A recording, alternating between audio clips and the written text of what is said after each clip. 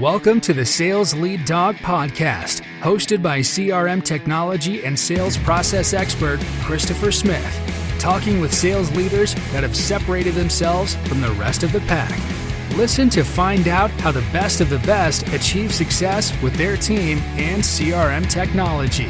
And remember, unless you are the lead dog, the view never changes. Welcome to Sales Lead Dog. Today joining me, we have Jordan Sternberg, Senior Vice President of Sales for Signature MD. Jordan, welcome to Sales Lead Dog. Thank you for having me.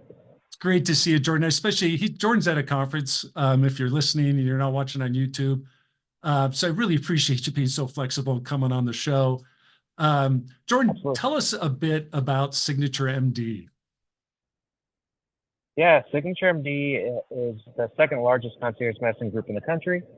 We are in 37 states, have over 250 doctors across multiple different specialties. And what we do is we help independent doctors stay independent. And so really what that means is we help our doctors transition to a concierge model.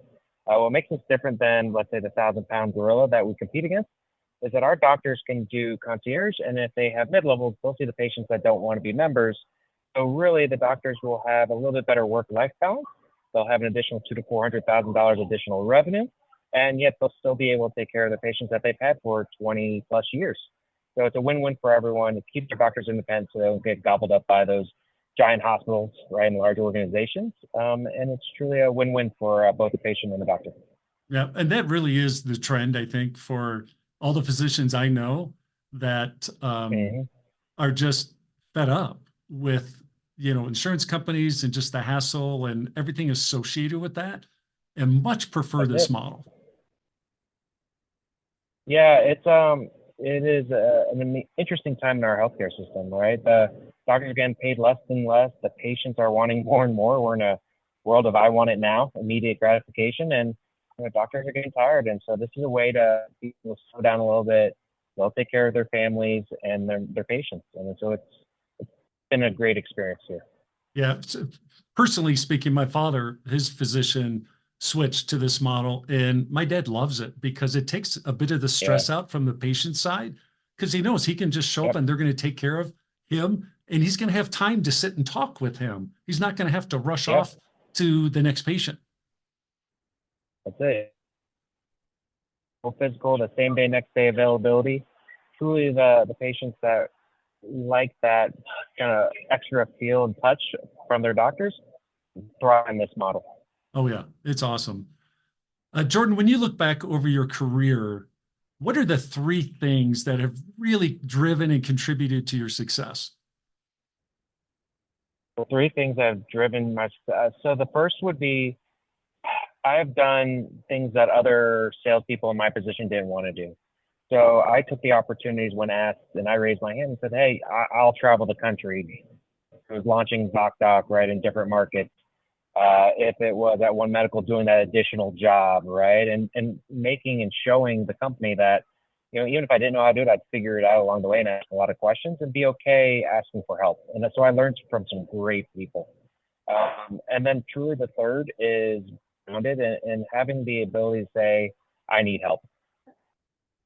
And talking to great sales leaders across the country and getting feedback, being open to feedback has really helped my career as a sales leader. It really has.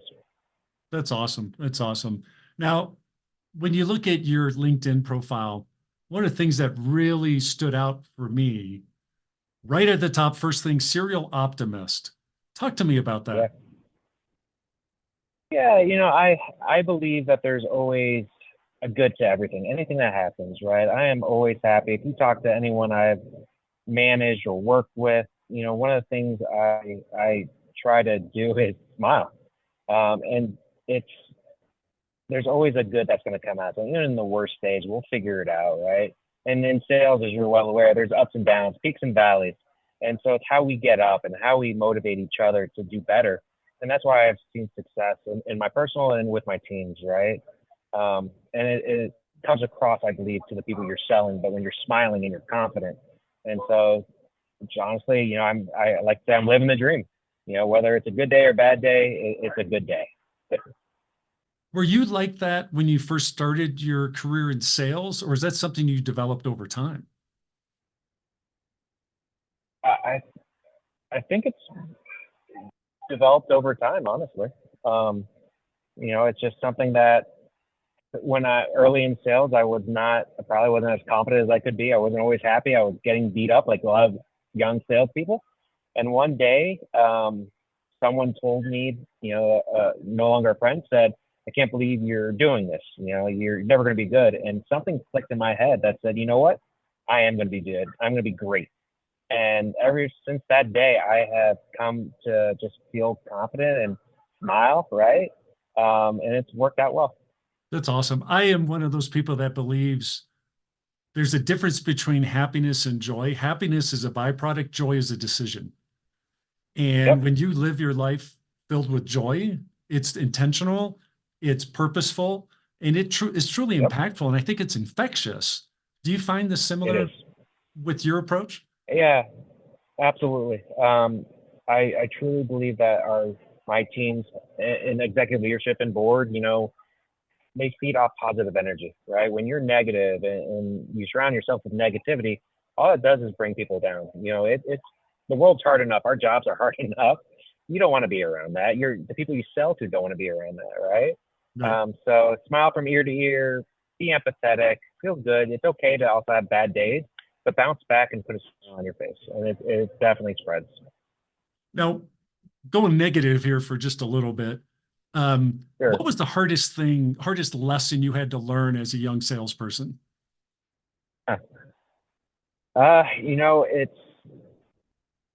It's probably the hardest lesson would absolutely have to be the don't oversell, don't over exaggerate. You will be found out.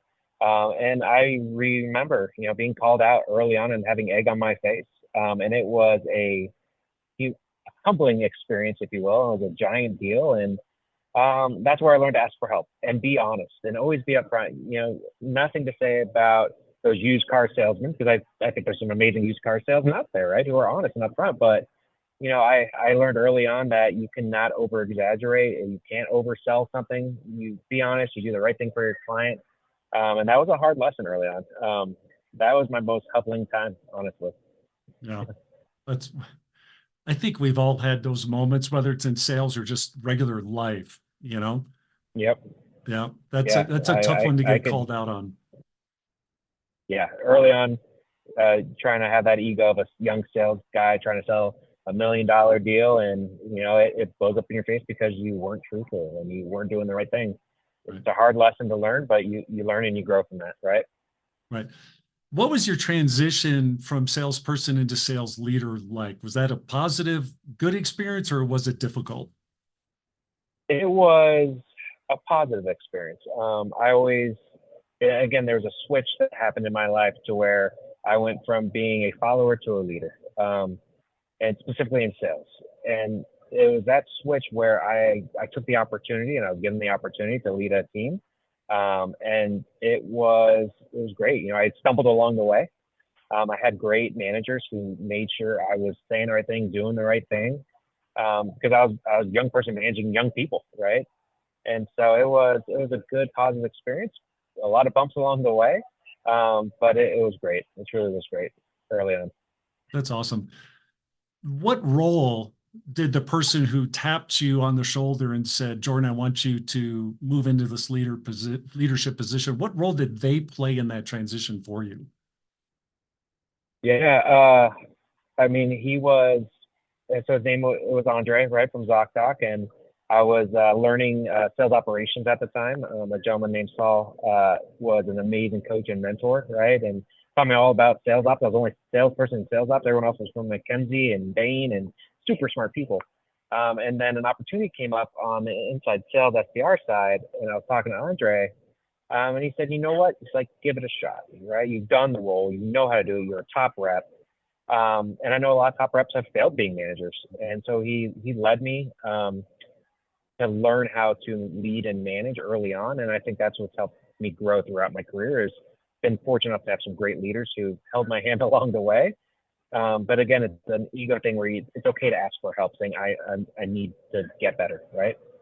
So Now, before we started recording, you had talked about how important servant leadership is to you.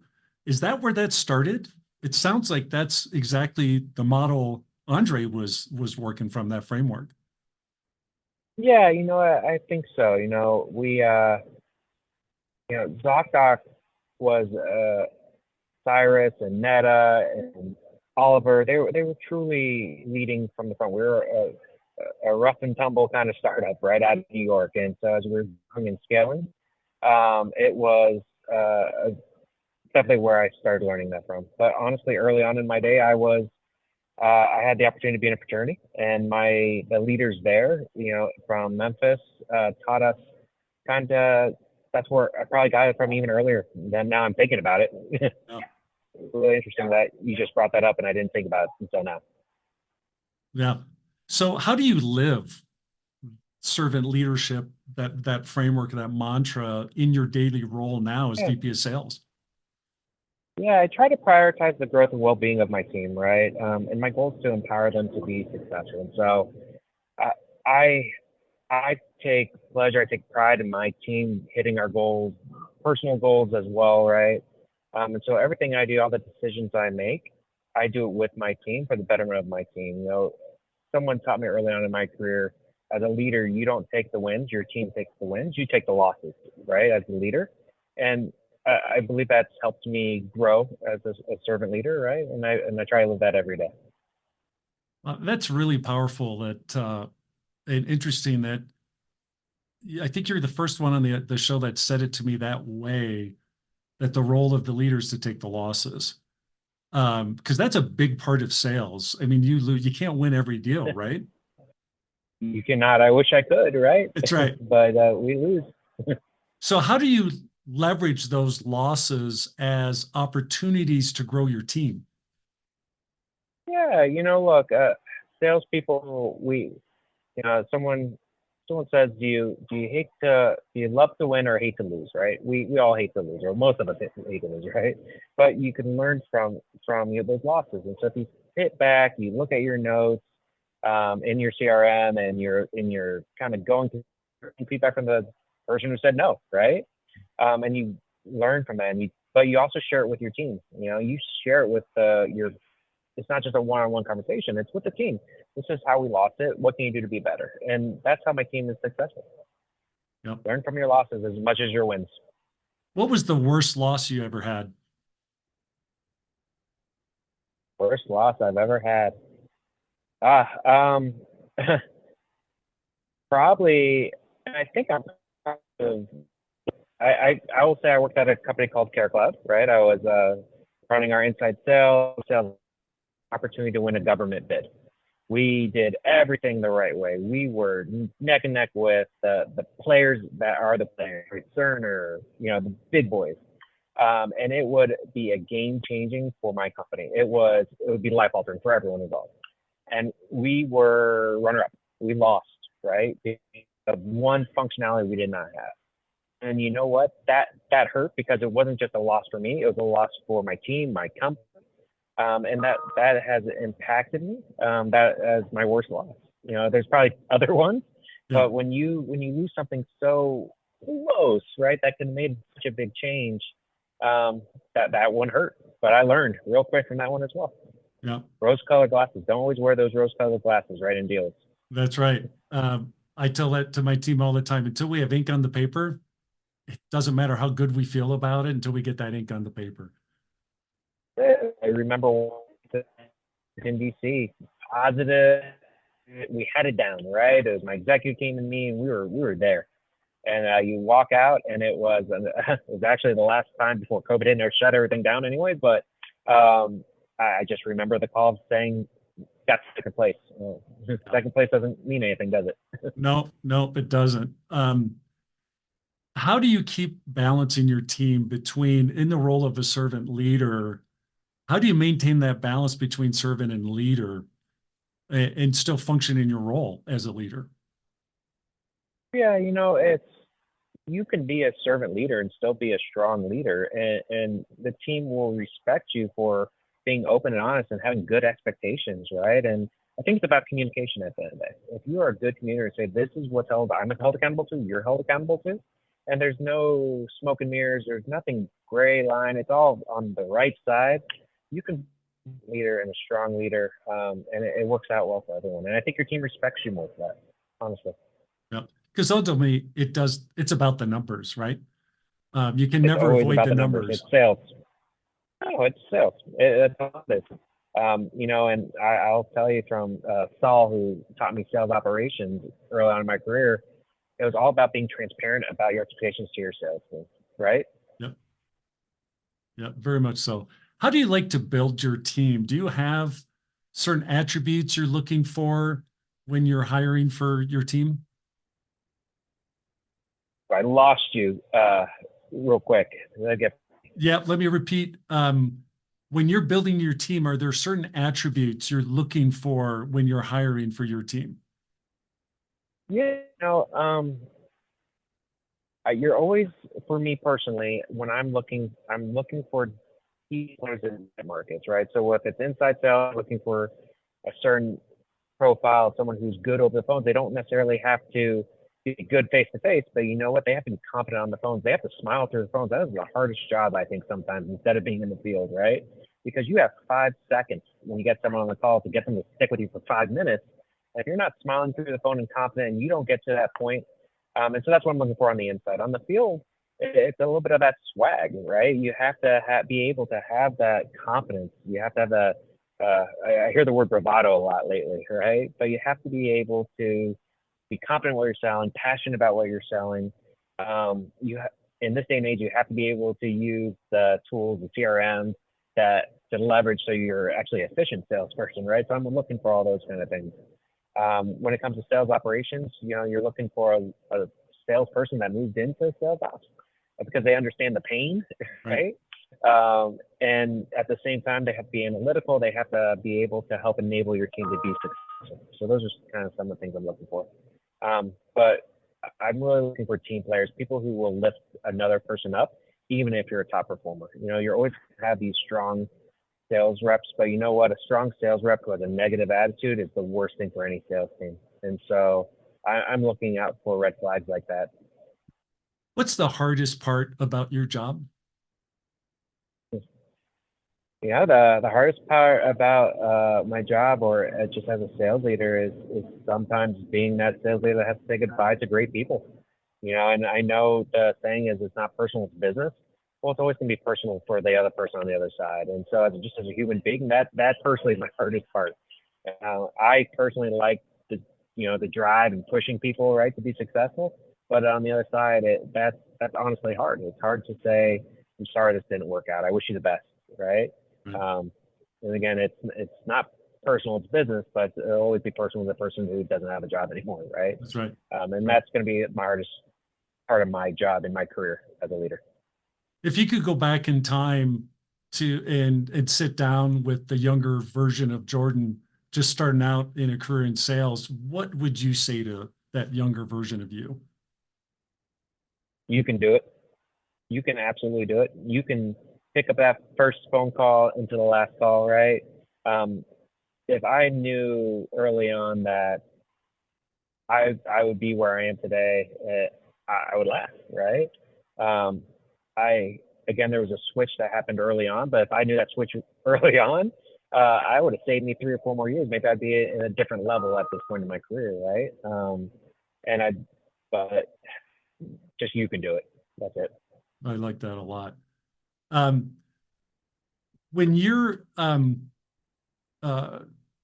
engaging with customers and you're working with your, maybe younger members on your team, what skills or goals are you trying to establish with those younger members of the team in terms of how they engage with and manage the customer relationship? Is there anything in particular that you focus on and try to impart on them? When you don't have a lot of experience in any industry and you're just growing, that the playbook is so important, right? You try to stay within the lines, follow it until you feel confident to go outside those lines. And so, especially on the younger teammates or even older teammates who are in a new industry, right? Right. It's truly just follow the playbook. It's been proven to work. Trust that as your leader, I'm not going to take you down the wrong path, because sometimes egos get in the way of great success. And so when you try to teach someone that, right, it usually works, but sometimes people get in their own way to be successful, right, as salespeople. Yeah. It's funny. I love it when people bring up the playbook and, stick to the playbook, because it takes me back to a couple of guests I've had on Sales Lead Dog that started their careers, that have been selling for 30, 40 years. Many of us started selling encyclopedias, and they were saying that, hey, if you just follow the script, it will work. And so that was, for them, it was like building that trust that, okay, I'm going to put myself out there. I'm going to make myself vulnerable. I'm going to do what it says here. Even if it feels awkward to me, I'm going to develop those skills and work through that. And so it's funny, like 40 years ago was just as important as it is now. Absolutely. Tell me about your success habits. Are there things you do every day that kind of get you into your routine? Yeah.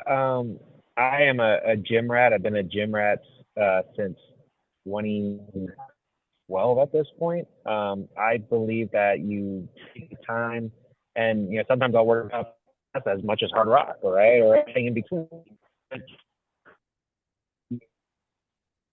Think about the day, and I can think about your goals that you're, and I try to track them down, right?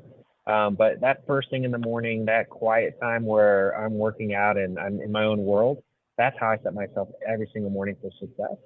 And that personally works for me. And then I get home to my wonderful family, and I know what I'm working for every single day. Oh, that's important. It's important to have that foundation and that focus and perspective. Yep.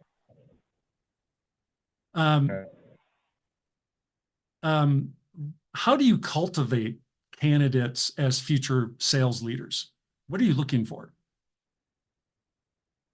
I would say that when I'm looking for someone to lead a team that I have, right, I'm looking for someone who is also a serial optimist, doesn't come across as a all-knowing, all-powerful salesperson, because you know what?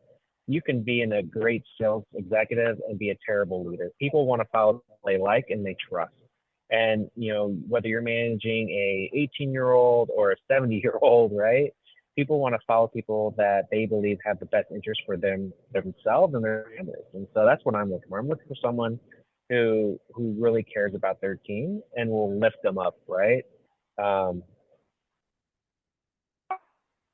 Ability to do all the other stuff that you need to do as a sales leader. But I really think that just being able to lead from the front, right? Not just be that chair coach, right? And be on those sales calls and help them, but not know enough to get out of the way. Sometimes those salespeople don't need you as a manager on that sales call, right?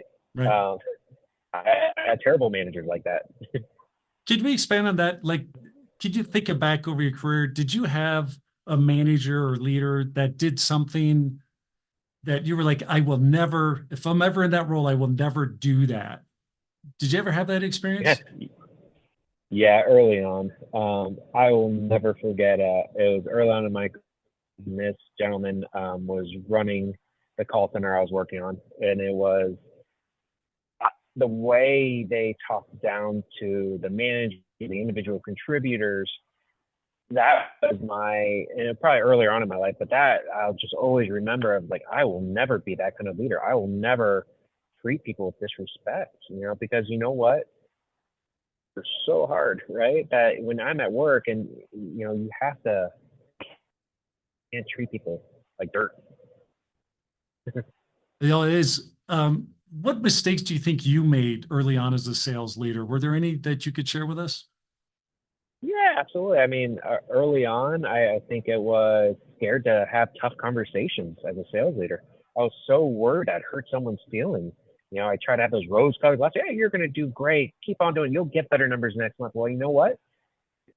When they don't hit those numbers, and then you have to have that tough conversation, and they're surprised that they're on a PIP or whatever it is. it's it was a tough learning early on. It truly was. I think it's okay to tell your boss, I don't know. Right? Teach me, give me the tools. It's like, yeah, I'll do it. I'll figure it out. And then not you, that's not successful. Right. Right. And so those were some early key learnings for me. Yep. Yep. If you were going to, it's going through that process to elevate someone into a leadership role, what advice do you give them? Yeah. So I'm trying to figure out the right way to say it. So as a leader who I'm trying to cultivate to get to that next step, right? I think it's important that they understand that, and you said it earlier, so maybe I'll say it this way. It's, what are the leaders that they would like to follow, right? Be those leaders. The leaders that you don't, that guy, right, or girl. That has helped me enable and grow some great younger leaders.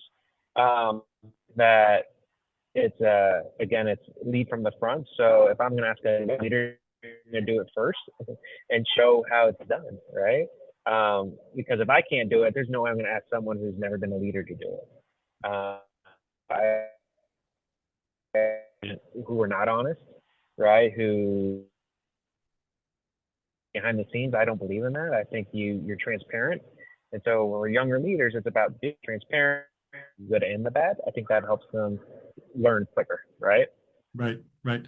I think one of the toughest things, at least for me, has been letting people fail. When you see them like, hey, you're going down a path, you're going to fall on your face. Sometimes you have to let them fall on their face so they learn. You have to. Yep. Have you ever struggled with that? Yeah, 100%.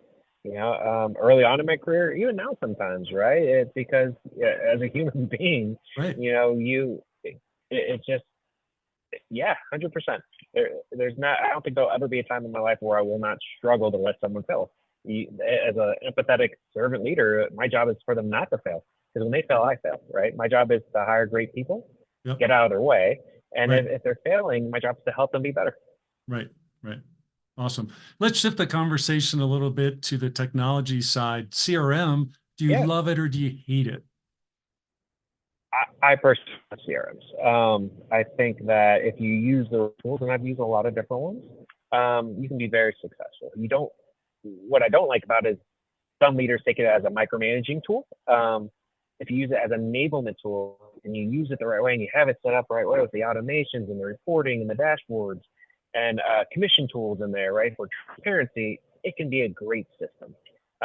And nowadays, you don't have to use the big players or the small players. There's so many different ones for so many different industries that my personal point of view is, no matter what, try to find one. Even if you have a 2-person sales team, it will help the transparency for the investors. You've got investors, the data's there.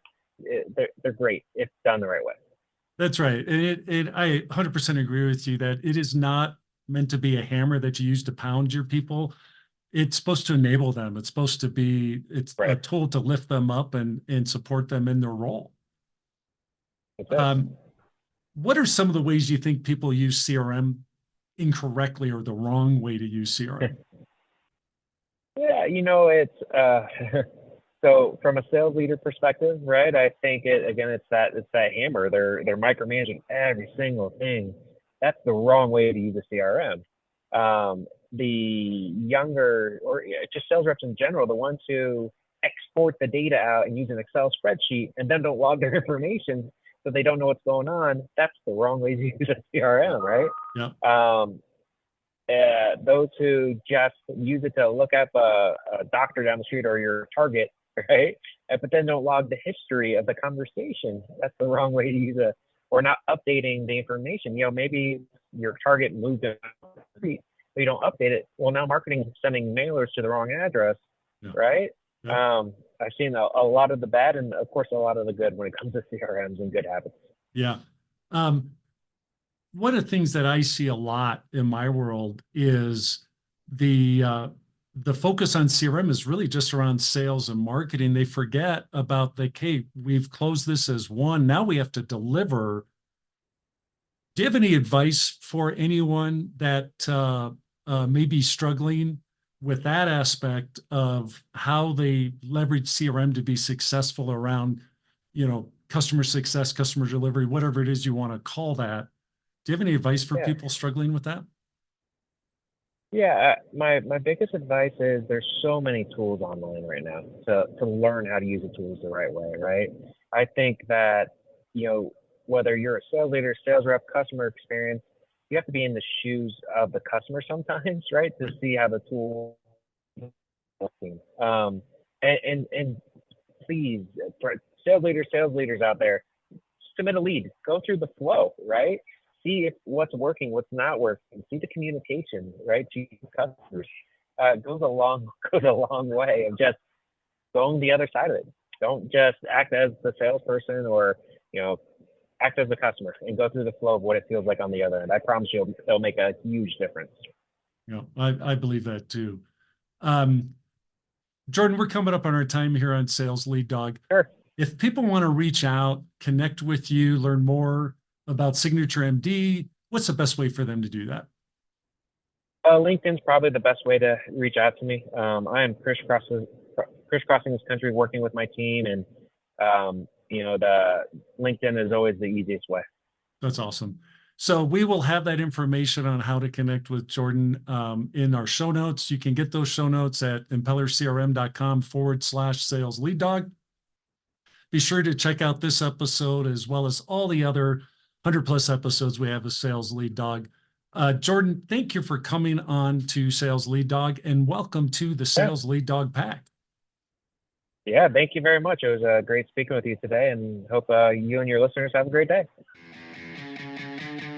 As we end this discussion on Sales Lead Dog, be sure to subscribe to catch all our episodes. On social media, follow us on LinkedIn, Facebook, and Instagram. Watch the videos on YouTube, and you can also find our episodes on our website at impellercrm.com/Sales Lead Dog.